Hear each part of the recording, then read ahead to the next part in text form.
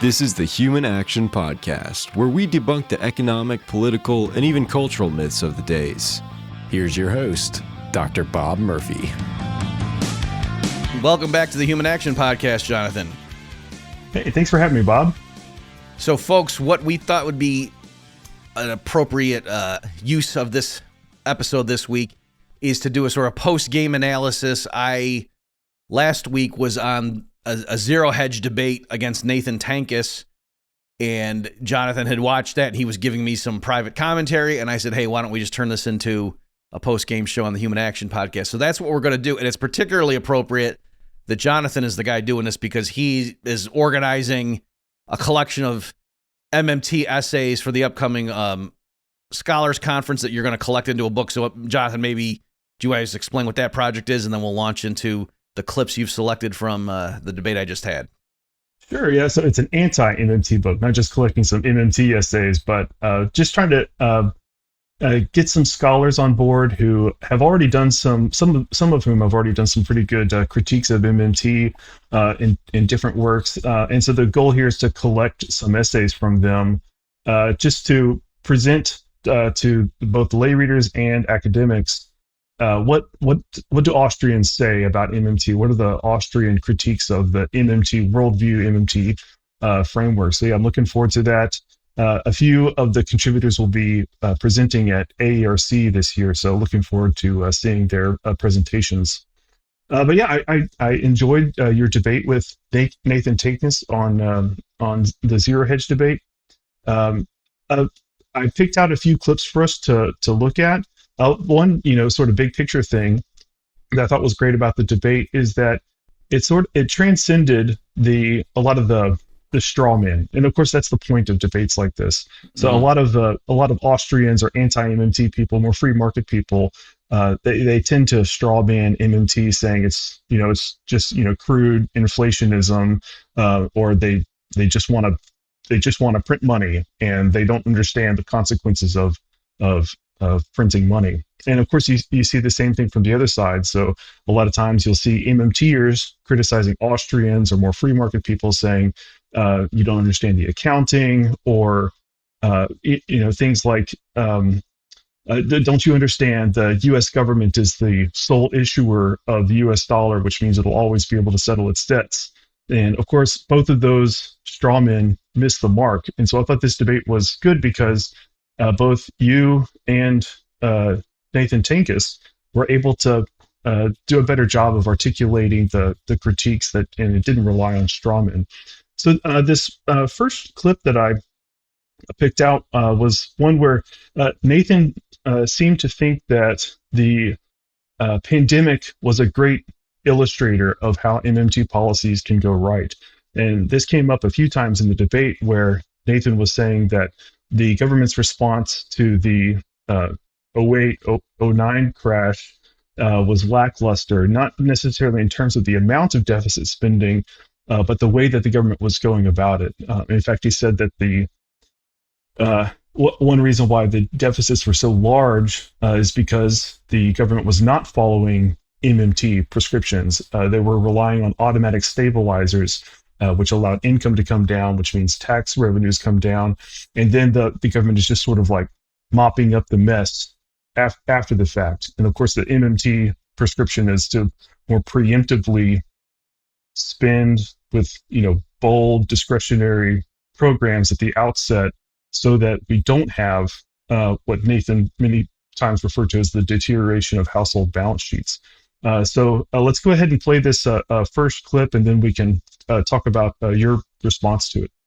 I'm kind of very surprised that Bob is taking this tack and emphasizing this point so much in our current conjuncture, because it seems, while this argument kind of had, some degree of purchase in the 2010s, at least among some people, the pandemic itself has been a great illustrator of why what Bob is saying, misses the mark, and why this point about, which I'll restate in a second, about private sector financial positions that MMT makes and so many misunderstand is so crucial. Namely, one of the big things, whatever you think, you love it or hate it, about the CARES Act and the unemployment insurance payments and the checks and all the rest of the COVID response. The thing that a lot of people had to catch up on was precisely the increase in the financial net worth. And so that's, for clarification, I use the term financial net worth rather than quote unquote net financial assets of the private sector, particularly households in that early period. This is the whole real emergence of the idea of there being this sort of excess savings and all of that is an idea about financial net worth. Okay, so Bob, you heard my brief summary before that clip was played, and you saw Nathan articulating that. So, do you think that the pandemic is a good illustrator of why you were wrong, or why the Austrian school is wrong about the effects of government spending, or what the government can do to help household balance sheets in a recession? Okay. So yes, make sure I come back and answer your specific question, but let me just give the folks at home a little bit more context so we're not losing them at the outset. What Nathan was directly responding to there, and I'll say this in a much more condensed fashion, Jonathan, and why he was saying, I'm surprised Bob is taking this tack. And so what he was surprised by is that that was what we saw there was his first response to my initial opening statement. So first Nathan went, he had the floor to give his opening remarks. Then I was given the spot. And so in that introductory period where I was first talking to the audience, I thought this is where I really need to make sure I hit this point clearly when I have, their undivided attention and we're not just, in a scrum fighting over particular points. And so I said, one of the chief claims that I see all the time in the MMT world, especially like on social media, that to their mind is a slam dunk, and they're just saying, this is just accounting. Like, how can anybody argue with us? If you disagree with this, you're just an idiot. Is they'll say the government debt is a net financial asset to the private sector. And the accounting that they're doing is they're saying, and forgive me, Jonathan, for taking time on this one, but like this is going to be such a big component of what you and I talk about. Let me just lay it out to make sure everyone gets it. That let me make sure you understand what the point they're making. If a household has a corporate bond, that's an asset to the household, right? Just like if you got cash under your mattress, you got a balance at the checking account with the bank. If some reputable corporation owes you $1,000 and you have the bond to show it, that's certainly an asset to you. But at the same time, it's a liability to that corporation. And so if you just draw a line around the private sector as a whole, in terms of financial assets, they all sum to zero. And this isn't some quirky MMT point. There's plenty of standard textbooks that will say this, that not assets in general. The private sector can have net assets, like you can have farmland and factories, but financial assets, the way they define that term, a lot of people think that they necessarily sum to zero because one person's asset is somebody else's liability. Okay? So the MMT claim goes, in that framework, the only way the private sector can have net financial assets is if there's some entity outside the private sector that owes them money. And so who could that be? Well, if you're doing it just domestically, it could be foreigners. But if you're not dealing with the foreign sector, or if you're looking at the earth as a whole, the only way that can be the case is if you're talking about the public sector, namely the government. So that's the way they try to show that the budget hawks who are worried about, oh my gosh, the debt to GDP ratio is getting out of control, and what are we going to do? They're saying, no, not only are you guys just a little bit mistaken, you're completely backwards. If anything, the public debt is a good thing to the private sector. That's a net financial asset. So I can, once I explained the accounting and what they meant by that, and the sense in which, okay, once you see what they mean by those terms, okay, that's true. Then I followed up with my critique to say, in what sense is that should that reassure us, right? They're clearly leading you to believe that's a good thing and that the private sector is better off because they have a bunch of these assets that, oh, hey, it's a good thing to know that the government owes us all this money. And guess what? We don't have to worry about them defaulting on it because they can just create the money if it's a monetary sovereign like the U.S. government is. They can just issue the dollar. So if they owe us $34 trillion in debt or whatever the number is, we know it's coming. And isn't that a good thing? And so then my point was, no, because in that context, even though from the household's point of view, to have a corporate bond is a good thing, that's an asset, if you don't think they're going to default on it, okay. But to say the private sector as a whole is owed $34 trillion from the U.S. government and they should consider it as a net asset, I thought, no, that there's something qualitatively different there, because how is the U.S. government going to pay that debt off? It could tax them, in which case that's clearly not making the private sector better off because they're just handing over the money that then is being used to pay off the debt. So that'd be like a mugger, who owes you $100 just coming up and stealing $100 from you and then handing it right back and say, okay, we're square now. Clearly, if you had the IOU that the mugger had originally issued you, that wouldn't be an asset to you in the same way that a bond would be.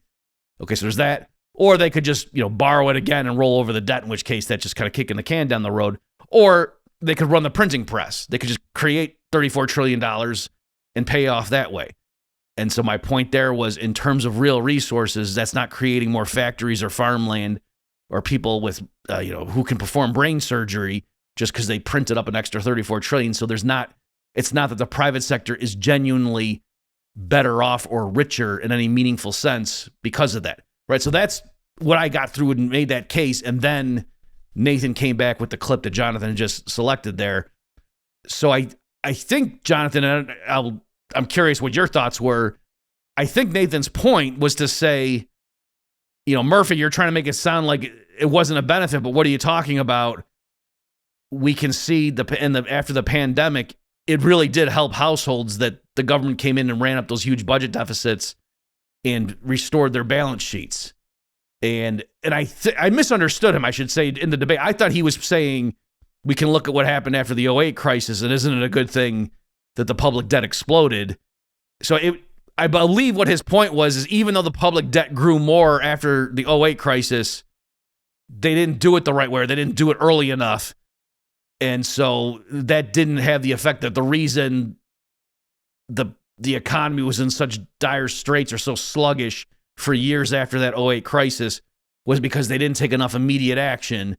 And so ironically, the public debt to GDP went up larger after that than it did after COVID, even though it was a very short burst after COVID, because with the COVID, they repaired the balance sheets, which is a bit weird because even on their own terms, well, no, if the public debt went up more after the 2008 crisis, then they did more to help private balance sheets.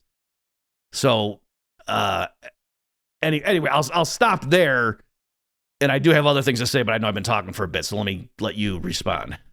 Yeah, so I think I don't want to put words in Nathan's mouth, but I think he would say that, the public debt increased a lot, but that was because of the automatic stabilizers. That was because, unemployment checks kicked in. As soon as people start to claim unemployment, then there's a big increase in government spending, and at the same time, incomes are falling, and so tax revenues fall. So the big increase in deficits in debt, at that point, Nathan would say they were not following MMT prescriptions. Like they weren't doing what MMT would say to do. They would say, bring it all up front, and that way we're preventing balance sheets from deteriorating. We're, keeping people's incomes up, and it's all front loaded, and therefore we don't get the bad sorts of deficits later on. So I think MMTers would say that there's good deficits and there's bad deficits. And I don't mean in terms of, a lot of times they'll talk about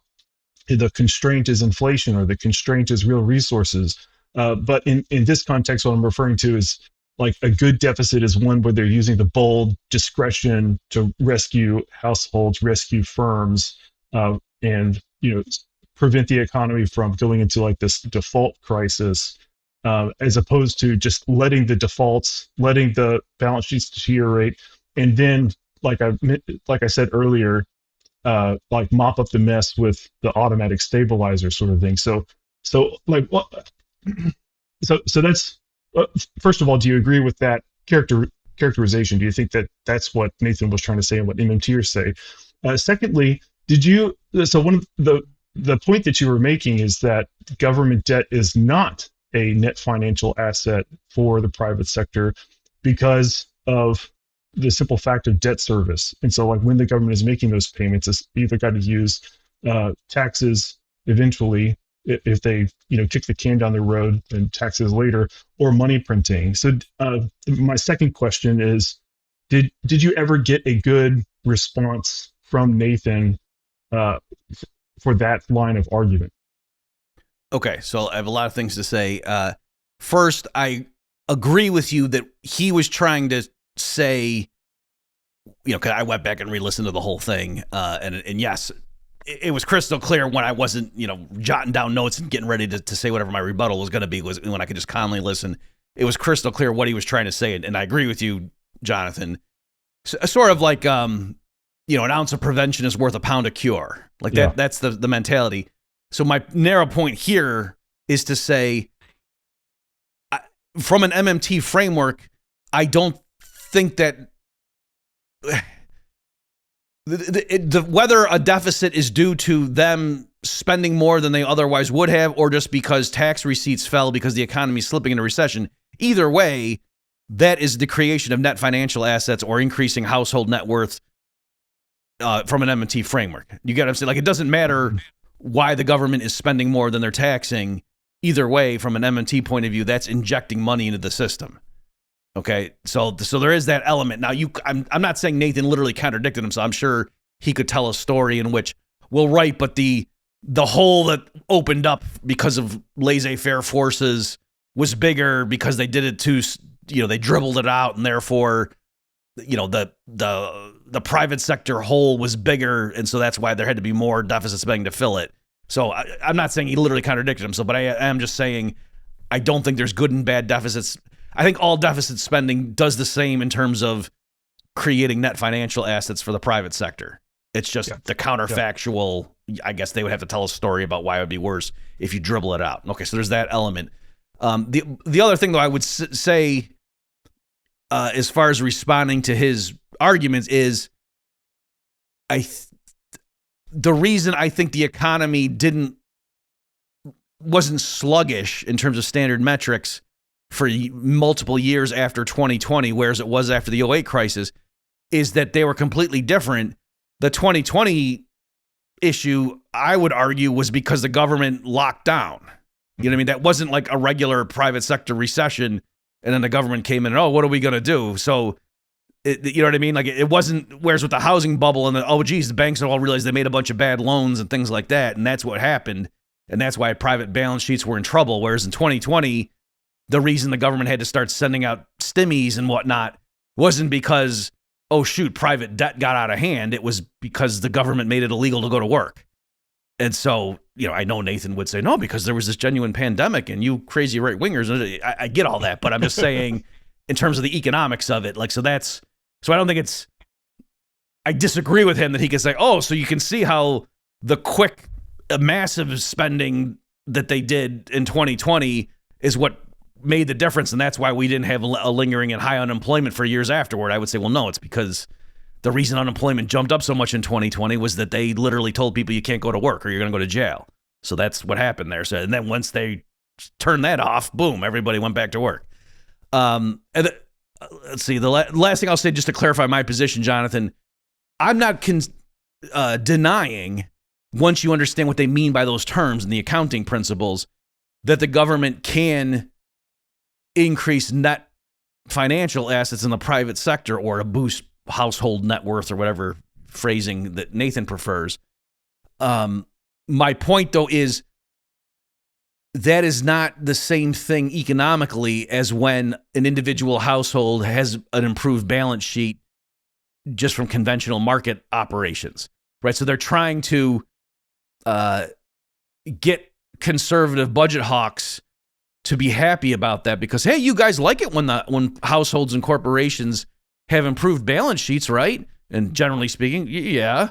Well, if the government runs a deficit, then that's going to help their balance sheets, and I'm saying the way you have to do the accounting for that to be a true statement, I would say, okay, but then in that scenario, to say the household's balance sheets are better off, it doesn't mean the same thing. Kind of like when you understand the GDP accounting formula, to say, okay, yeah, there's a sense in which $1,000 of government spending boosts GDP the same way that $1,000 of private household spending, but economically, those aren't the same things. That's kind of what I'm saying here, that if you're saying the households collectively have an extra $1 billion in bonds, it makes a big difference whether they were issued by private sector companies and, the ratings agencies think that they're going to be able to earn net income and pay the bonds off, versus to say, oh, it's issued by a government that's going to service those bonds by taxing you. So it's not that I'm saying it's not genuine financial net worth in the sense that those dollars aren't going to come in. I'm just saying to know that the way they're going to pay that is like by printing them up.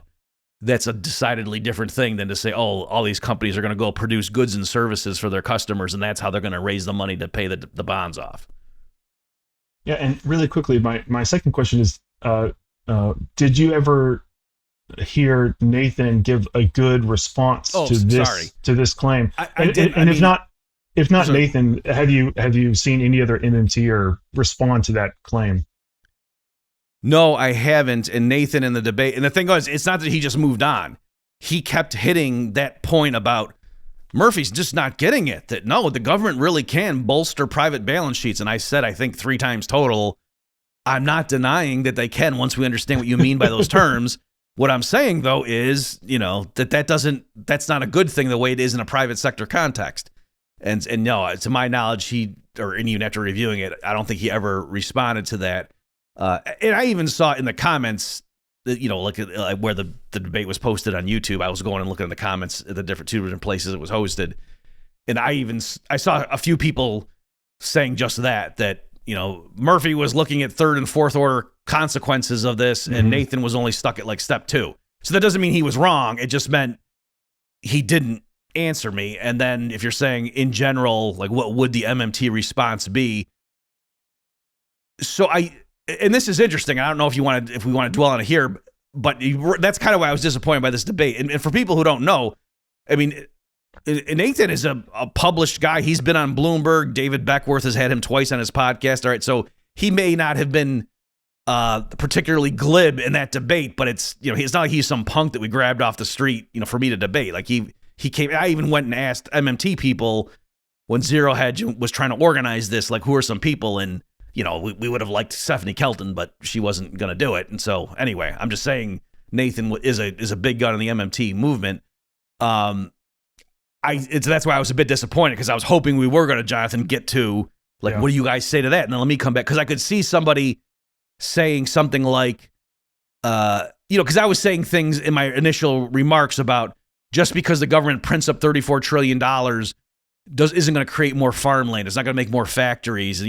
I could see someone trying to use that logic back on me and say, oh, okay, Murphy, so, life insurance doesn't make more farms or anything, so I guess that's just a wash, right? It's just one group, and you could say financial, you own stocks and bonds, and that's just a payment from one to another, so clearly that doesn't make the economy more efficient. It's not genuine wealth, right? And so, there I would come back with, I'll say one thing, Jonathan, you can decide if you want to take this further. I think I could come back, and I have written articles for Mises.org over the years about like the social function of the stock market and the futures markets and derivative contracts and stuff, where it helps people organize risky activities if like the crude oil refiners can sell oil futures to airliners, because the airliners need, if they can lock in the price of jet fuel over the next 12 months, that might help them, do their fares and plan different routes and whatever. And then the people who extract and refine crude oil into jet fuel and sell it, they also might go ahead with their plans if they could lock in the price. And so the two sides, if they could just sell futures contracts, then that might help them plan in an uncertain future and allow for more win-win trades. Whereas if you just had to go at the spot price the whole time, they both might hold back a little bit because they weren't sure. So anyway, I'm saying I can go through and explain how that works. And even if you wanted to come up with some convoluted scenario about, well, even though there's a sense in which the government's just rearranging wealth, still the fact that if I have treasuries, I know absolutely for sure I'm going to get that $10,000, that might allow me to do X, Y, Z. I think in reality, if you pushed it, a lot of that is slack that would be filled by more conventional, relatively safe bonds issued by, AAA institutions, and that you're not on the margin picking up anything by saying, oh, no, but the government has guns, and so they really could insure, or they can run the printing press, right? And then last thing I'll say, Jonathan, again, for the real purist nerds out there, you could push it even further and say, well, gee, Bob, couldn't your argument imply that going from no money to some money also doesn't add any farmland or anything? You get what I'm saying? Like, if I'm saying just creating $34 trillion just raises prices, it doesn't make us wealthier, you could try to go it in reverse and say, well, then why does money do anything, period? And then clearly that's... But I think even there, the Austrians can explain that, and, we have a well-known results about any stock of money is sufficient to perform the services of money, but that doesn't mean money by itself is useless. It's just saying once society's using money and that we price everything in terms of a single medium of exchange, then that does all the functions that money needs to do. And then, like, doubling the money doesn't make us richer the way that doubling the farmland or doubling the amount of tractors or doubling the amount of factories would make us wealthier. Whereas, once we're using money, doubling it doesn't do anything as a qua money, right? So I think the Austrians kind of explain this. What I'm here doing, Jonathan, is just to make sure people aren't getting lost. I'm trying to look ahead and say, what could the MMTer who had 3 months to prepare say to try to knock me down and make me look like I'm contradicting myself? And I was coming up with those possibilities, but then I was still, going down that path on the chessboard and saying, well, no, but then if they say that, what I would say is that, I think, I think we're good. Ultimately, money and insurance and everything and just contracts, making payments to people and whatnot, that all in the private sector can do all the stuff that you might think, oh, it would really be good for society if we had this thing that could issue riskless assets and da-da-da, especially in times of uncertainty. And I think that, no, all those things could be done by private sector analogs, with the benefit that because they're voluntary, it would only be exercised if it actually made sense. Whereas with the government, at best, you're saying is doing all these things that the private sector could do anyway, and you got to hope they do it right, because everybody concedes, they might print too much money. Yeah, it's great. So I think you fleshed it out there. I often say you're the king of analogies, and the money analogy is a really good one. But in the interest of time, let's see if we can get some more clips in to respond to. The next one that I picked out is when you were saying that, and this is in the same broad topic of comparing the government's response to the great financial crisis to the government's response to the pandemic. You were pointing out that there were problems with both, and so Nathan obviously was saying that there were all of these issues with the response to the financial crisis because they were just waiting. They were waiting on the automatic stabilizers to kick in, and that's what allowed the deficit to increase. And then he was saying that COVID is a good example, but then you pointed out that there were side effects, there were unintended consequences. And people were complaining. People weren't saying, it was a great economy in, 2021, 2022, even 2023. And so you were making this point that in both cases, the either Keynesians or MMTers would either say we didn't do enough, or we didn't do it early enough, or in the COVID case, there were other things that were causing the price inflation that we witnessed that was very unpopular. And so your point was that you can when you have government responding, when you have expansionary fiscal policy that's responding to some sort of crisis, they will always be able to point to some other issues that were causing the problems, or they can use the line that we didn't do enough. So with that said, maybe we can play the clip now. Okay, so I guess quick response to that is, during the Obama years, I believe there were 4 years in a row where they had deficits higher than $1 trillion, which was just unheard of at that time. And so, again, this is kind of what I'm saying, that the response is always, we just didn't do enough. And the reason the deficit got so big is because we weren't willing to deficit spend enough early on. And then now the alleged success story of what they did post-COVID, we had the worst consumer price inflation in 40 years. But again, that's not the fault of what we did. That's something else. So I'm saying it's always something else. That's why it doesn't actually work. Like, nobody liked the economy in 2012 through 2015. Nobody thought that was a good economy. Nobody thought we had a good economy from 2021 through 2023. And it's always, we're doing it just, if we just had more money printing or more injections of central bank money, they would have done it right. And I'm just saying, I think the simpler explanation is no, leave it to the private sector. More government intervention is what's causing these problems. The problem with that is you're mixing up a lot of different problems.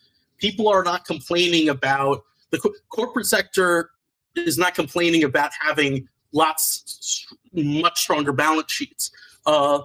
Households, they didn't, and of course I've written about this, the post-election about this, there's various things that they did not like. The thing that households didn't like, especially, the households that are the vast majority of consumer spending, upper income, wealthy households, is not middle income households, is not the strengthening of balance sheets that came from those programs. And like it or not like it,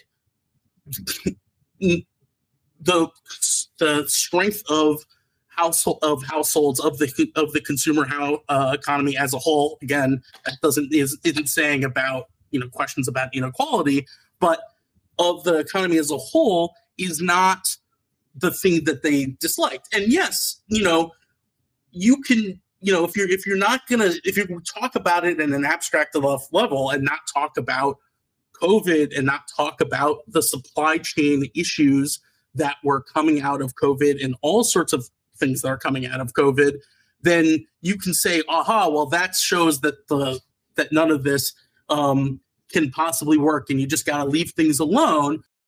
So let me, I'll try to rephrase what Nathan was saying there. Mm-hmm. So he was saying that the households or just people in general, firms and households, were complaining about different things in both cases. And so the MMTers have an answer for the response to the great financial crisis, and the reason it was so sluggish is because they waited too long. And then their households are complaining about something different here in the post-COVID economy. They're complaining about price inflation, and of course, he points to the supply chain issues. So my question is that well, again, I had two questions actually. Is that a satisfactory response to what you were saying?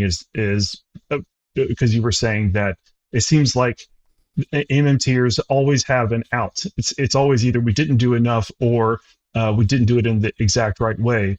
And secondly, I forgot what my second point was, but maybe I'll come to it. Okay. And well, I really can't answer it if you can't remember what the question is. Well, I'm sure I'll remember it. Okay. Do you want me to field? I remember now. So he was saying that Austrians, or you in particular, can, if we take a big enough step back, if we look at things at an abstract level, then we can make that sort of critique. So do you think that, this is sort of a softball, do you think that Austrians are either too biased against the government, so we're not able to see the things that the government is able to do to help out in a crisis, and so we're biased against it, and therefore we take this big picture view and we're just critical of what the government is doing? And on the other hand, are MMTers better at looking at the details so that they can see those opportunities for government?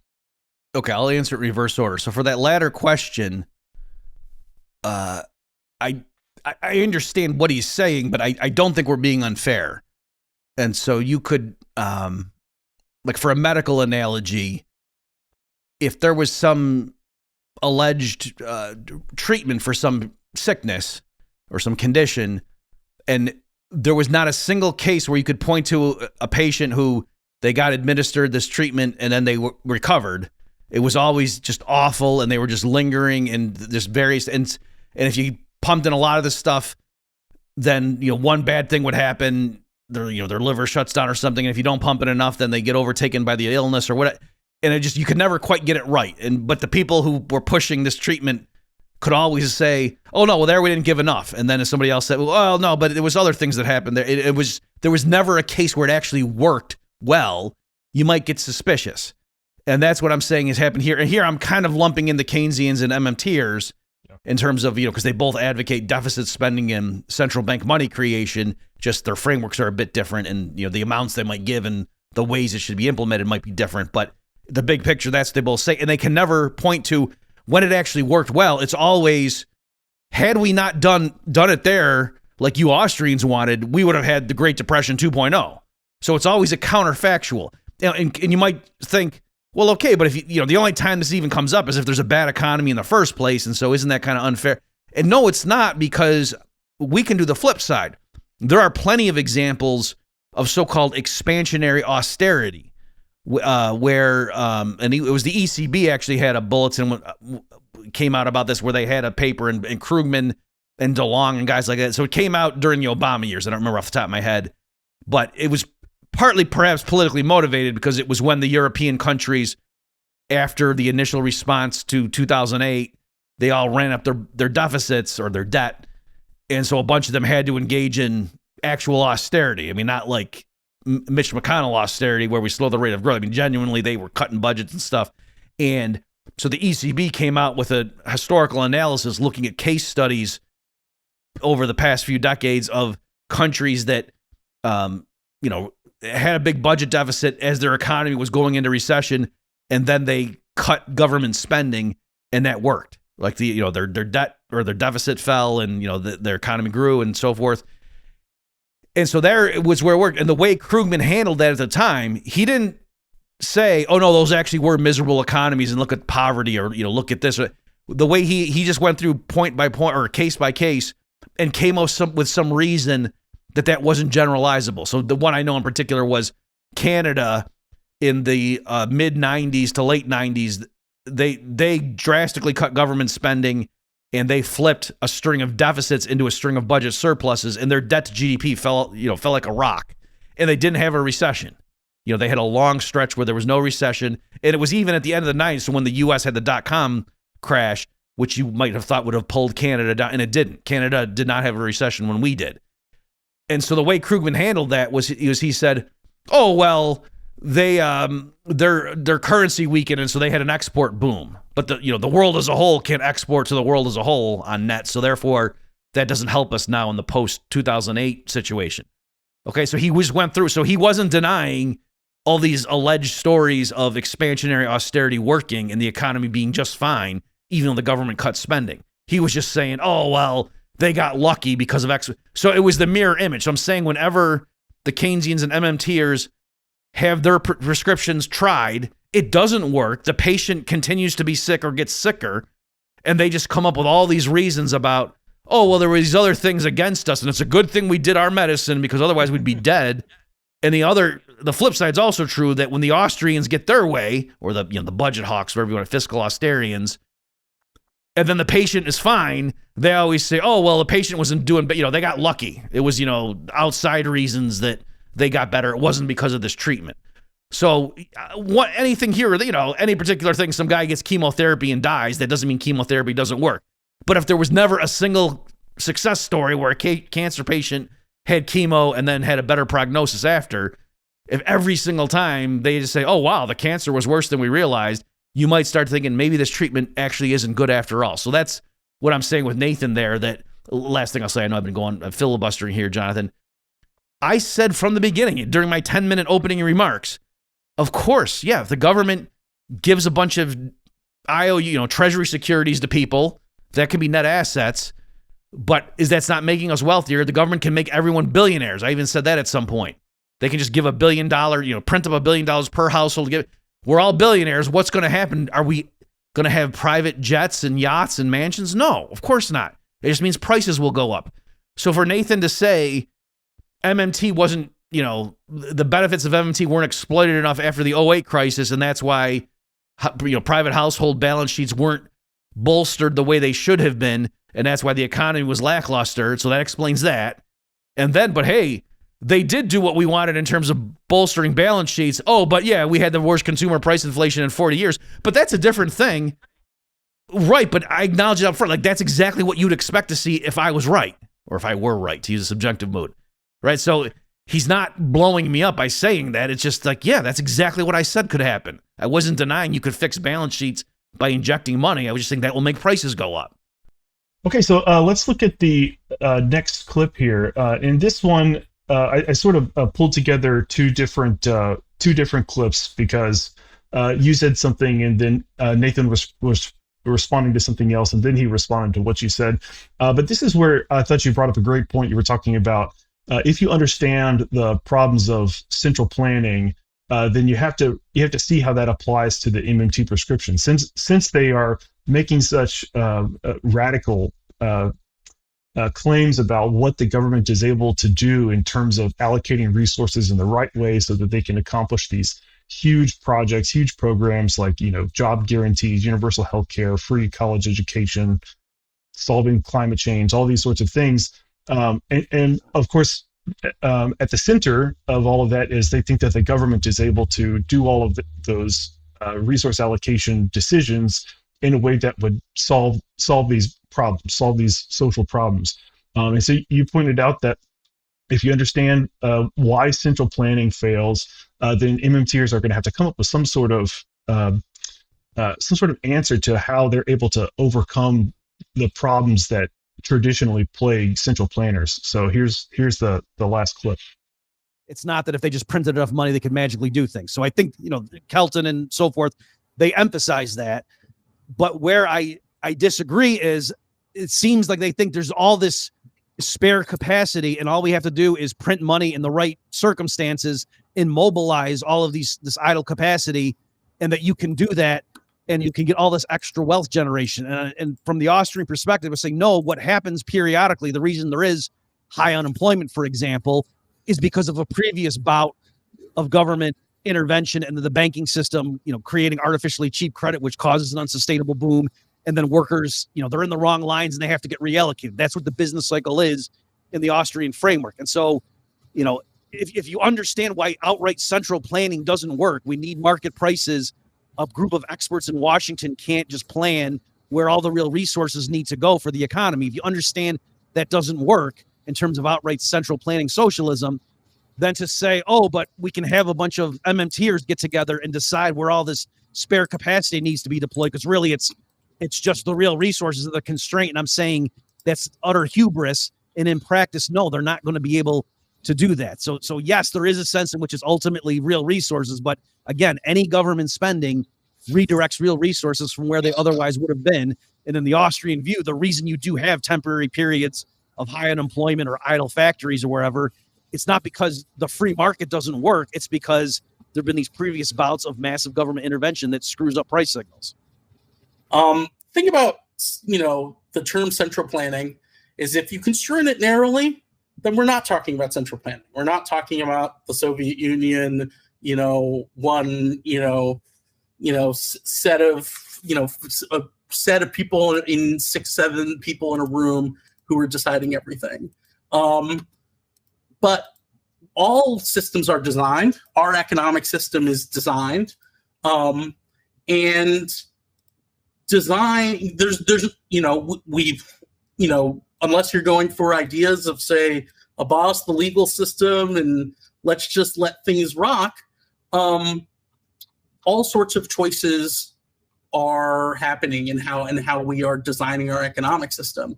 And there's all sorts of designs that you can do, that some that will get better outcomes and some that will get worse. And I don't think, and there are all sorts of collective problems that we do need to kind of answer with, yes, policy design questions. Things like climate change involves massive mobilization of resources. And I don't think that there is, we just got to slap a price on carbon and then the private sector will magically fix it, So, there was a bit of a straw man there, sort of implying that the Austrians would be in favor of, carbon taxes.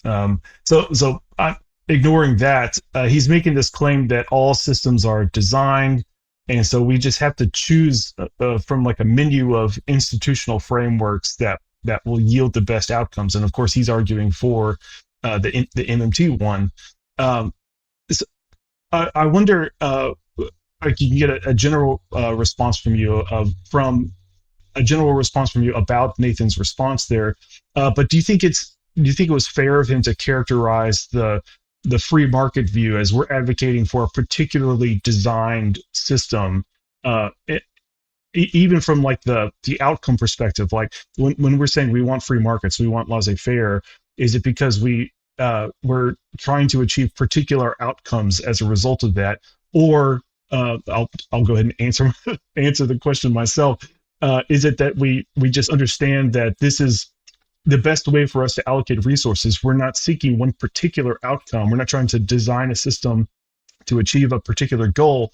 But what we're doing is we realize that when we have people interacting in markets and using market prices and profit and loss, then that's the way that we can allocate resources in the best way possible, so that all of the different individuals, all the different participants in the market are able to achieve their goals, able to carry out their plans in the best way possible.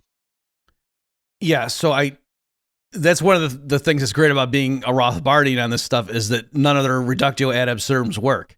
It was like, yeah, I mean, you guys, you're not going to abolish the legal system, right? It's like, actually, we are in a sense. So yeah, we're cool. Like, you guys are just going to let the market do everything, like police and nuclear weapons. Yes, we are. Right. So there is that element. But yeah, I think, I'm not saying he was being dishonest or something, or that it was a cheap tactic, but I do think there is a sense in which that's kind of a slippery move, where if I'm saying, I mean, forget the application of MMT, but in general, if I want to say, I don't think central planning works, and hey, like if, let's say somebody were an outright socialist and just said, yeah, I want to have central planning, and I said, no, both theoretically, empirically, that doesn't work. And then they just came back and said, well, I mean, in a sense, you want to have legal rules and stuff. I mean, you're not just saying anything goes. And so we're both central planners. It's just we're disagreeing on the details. To me, that would be kind of goofy to say that. And I think Hayek, I'm not going to get the quote exactly right, but Hayek had a good thing.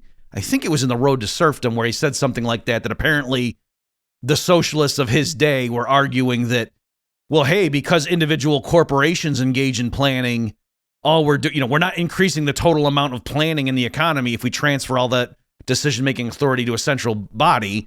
It's just, we're just moving it from this place to that place. And Hayek's point was, no, there's a qualitative difference if the government gets to decide where everybody works versus that's dispersed over thousands of potential private employers. I mean, it'd be like if somebody wanted to have the government decide who everybody would marry, and I said, no, I don't think the government should have that kind of policy. That's crazy. And then you said, oh, well, but I mean, you want the justice of the peace to be able to marry people, right? So, I mean, we both agree the government should pick who you marry. We're just arguing about the detail. Like, again, that would just be crazy to argue like that. So I think that's what he's doing. As far as the substantive point and why I wasn't attacking a straw man, and I wasn't merely saying, you guys are a bunch of commies. That's not what I was doing, even though, Nathan, I did do prep for this, and he has, I don't know if he's an actual Marxist, but he certainly was on other podcasts talking about the affinity of MMT and Marxism. So I'll just say that. Not that there's anything wrong with that. But, and you know this better than anyone, Jonathan, as we went through that Finding the Money documentary. It's not at all a straw man to say that they were pointing out, they were proudly talking about, hey, the constraints now, it's not a budgetary process. It was called Finding the Money because their point was, we don't have to find the money. We have it. We can print it. And the issue is, and they're saying, hey, we're not saying just throw money. We understand that inflation's an issue. And so if the government wants to do something, they need to sit down and decide, how much steel is that going to take? And to see, is there enough capacity? I'm not putting words in their mouth. They literally said that in the documentary, that you need to get the committee together. And instead of wondering how are we going to raise the funds, that's not the issue. What the policymakers need to do is say, does the economy have enough spare capacity to fund this? Or the real resources this project would take, even if it's not like unemployed people, but like where would that come from? And as a society, do we think that funding this project over here is more important than, what we know will have to be curtailed to free up the real resources to do it? So that is central planning. I don't know what else you want to call that. Yeah, and it seems like so you were offering this this line of argument. It seems like he didn't really have a response except to say, like you mentioned, we all have these different systems that we're designing, and so we should just pick the one that has the right outcome. But your argument was more about like, do you have an answer to the critique of central planning? So I mean, and there's a bunch of different ones, but you can look at Mises and the economic calculation argument. It seems like the MMT response, not just from Nathan but from them broadly, is just to ignore that. It's basically, or just to assume we will have the right experts in place to do the resource allocation decisions in the right way. We'll have the right experts there to inform policymakers as they're drafting legislation or creating these programs, so that we won't run into these problems. We won't have too much price inflation, or we won't have more financial crises. And so it just seems like they're just assuming that, as opposed to offering some sort of positive explanation for how they've overcome all of the criticisms of central planning. Just real quickly on that. Sure. Yes, totally. And on that, I'm wondering your take on this. It occurred to me, it's sort of ironic, because I think in a sense, a lot of what the MMTers do is just rely on accounting tautologies. Like, that's kind of their thing. And it's admittedly, and I said this in my opening remarks, that there's a lot of economists that I think if you said, show me in terms of a balance sheet what it looks like when a commercial bank makes a loan, and then especially like how they earn interest and what does that mean, I bet most PhD economists couldn't do that, right? Whereas the MMTers, they love that kind of stuff. That's their bread and butter. So I admit that, and so it's ironic. I don't, from their talk about, oh no, you guys are thinking of it in terms of a gold standard days or a fixed exchange rate currency, or you're thinking of it in terms of a household or a corporation, but you got to realize the government doesn't face it. They don't understand the social function of accounting. They don't understand Mises' point about what economic calculation does and what it means for an individual enterprise after, a quarter or a year to look backwards and say, what do the books look like? Did we earn net income? Did, the amount of revenue we received from our customers, did it exceed what we had to spend on the factors of production, and why that's a socially useful system? What that does, the accountability of the accounting, right? And so once you understand that, the social function of that, and how, that's the way we husband scarce resources and we allow decentralization and freedom, right? If you want to start a business, go ahead, no one's stopping you. But if you keep suffering losses, eventually you're going to go out of business and stop, right? That's the function. And so then once you realize that, you realize, it's not a good thing if you say, but thank goodness this government over here, this entity can spend money and it doesn't have to worry about whether it's, quote, profitable or not. It's just a matter of, he thinks the downside is it causes high price inflation and eventually that will annoy people. And I'm just saying, I don't think they just don't even conceive of how complicated the economy is and what the calculation problem is. Yeah. So one last thing that we can discuss is, and it's related to this, is just to anticipate the way an MMTer would respond to what we're saying right now.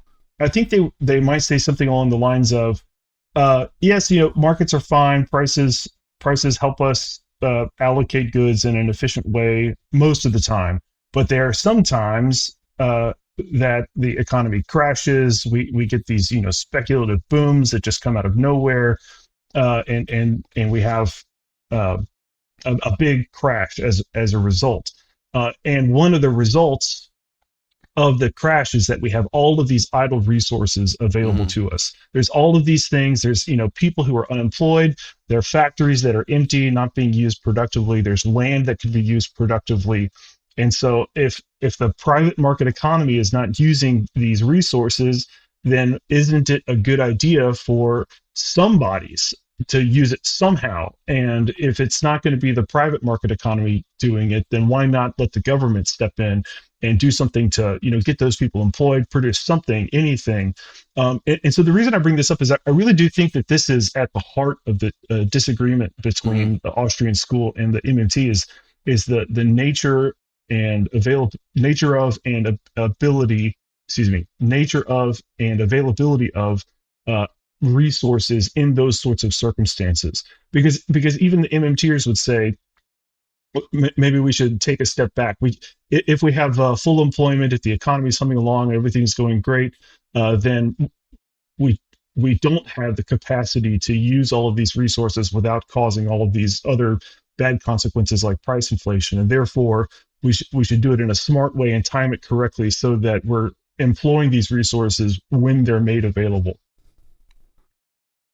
Yes, I was just double checking to make sure we have it. So the Mises Institute folks, I know we have a lot of purists reading or listening right now to this podcast episode, has William Hutt's book, The Theory of Idle Resources. And that's a classic in this tradition. but I don't hear it discussed too much, and I would highly recommend people read it. There's stuff in there. Like, you can see echoes of that in Rothbard, in Man, Economy, and State and so on, but I'm just saying to Hutt really, I mean, it's a whole book devoted to just this topic, Jonathan, and I know there were some things that I read there that really helped me think through this stuff. So, for example, when you walk into a department store and you see all the merchandise hanging on the shelf or on the racks or whatever, all the coats and whatever, there's a sense in which those are idle resources. Like, that's just sitting there. And if they marked it down, they could move more of those things. And so yet they keep the prices higher even though the sales are lower. And so now that inventory sits there and it doesn't turn over as quickly. And there's inventory in the warehouse, right? So little things like that. And I think people can realize that that's not a signal of a market failure. Okay. Or when you're driving by a strip mall or something, and there's one unit that's available for, they got signs up saying unit for rent, this many thousands of square feet or whatever, call this number to inquire. That at any given time, the fact that there's some vacant office space waiting for the next person to find, the next tenant to find, that's actually a sign of a healthy economy. Or that at any given time, there's some unemployment. There are people in between jobs, right? That it's the optimal unemployment rate is not 0%, right? So once you start realizing that, you can see, okay, and it warms you up to the richness of an economy and realize, okay, that, or certain homes that are empty, you're like, how could there be homeless people while there's vacant homes? And you realize, well, if they came in and just said, oh, if no one's in your house, then you lose title to it and homeless people get to move in, that would actually hurt society in the long run if you had a system like that, right? Okay, so that kind of warms you up, and then it's just when there's like, quote, a bad economy or a recession and unemployment's a lot higher than normal. What is that? What's going on there? And it's part of those earlier, it's the same kind of thing. It's just exaggerating. The question is, why does this mismatch happen? And I think the Austrian story explains that there's the unsustainable boom because of artificial credit expansion that makes interest rates artificially low. Various projects are started, and then they realize when the crisis hits, oh, we can't finish these all. And there's a genuine sense in which at that moment for some time, there's labor and other resources that they don't fit into the architecture of the plan. They can't all continue with the processes that were started because there's just not enough real resources to go around. So in the interim, while things get rearranged and reshuffled and people recalculate, that's like a thing Arnold Kling used, a phrase, it just, the best thing to do is for some people to stay on the sideline. All right. And for sure, you're not going to fix that by having a group of central planners or MMT experts say, oh, well, we got some workers over here and we got some steel over here. And why don't we just go build some bridges or pick up some litter? And just all the different things involved with that, and to know the trade-offs where that you're not going to be able to pull that off. And in fact, if you thought you could, then I think those people would be hired by the private sector, right? Or if the answer is, well, no, because in the private sector, nobody would be willing to pay for that. Like, yeah, so some people who are watching TV right now collecting unemployment, we could pay them a wage to go pick up litter, and isn't that better than sitting on the couch?